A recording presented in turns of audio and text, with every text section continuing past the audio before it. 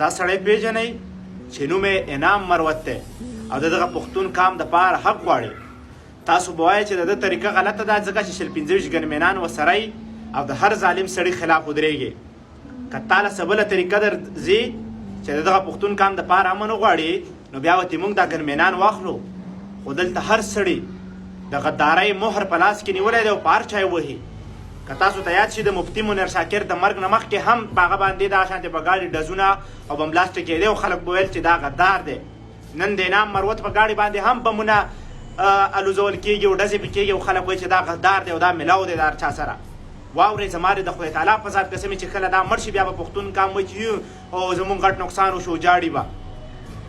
خدای ته وګورئ چې د غدارۍ دا مهرونه اخوا کوي او د هر هغه سړي سره نیغ ودرېږئ چې د پښتون قام اواز اوچتوي او د پښتون قام د حق خبره کوي. مه لګوئ دغه د غدارۍ مهرونه په هر چا باندې. تاسو دغه د غدارۍ مهر په مفتي منیر شاکر باندې هم لګولی و، بیا یې په لکونو تعداد کې خلک جنازې ته راوتي وو، افسوس یې کولو چې د پښتون قام یو غټ کمی وشولو. راوځئ د دې پارټۍ بازیانو نه. ولې هسې په پارټۍ بازیانو کې یو بل وژنئ؟ سبا چې انعام مروت ووژل شي تاسو به راوځئ او بیا به وایئ چې یاره د پښتون قام ډېر غټ کمی وشو. نو دغه انعام سره ودرېږئ او د هر هغه انعام سره ودرېږئ چې د پښتون قام د حق خبره کوي.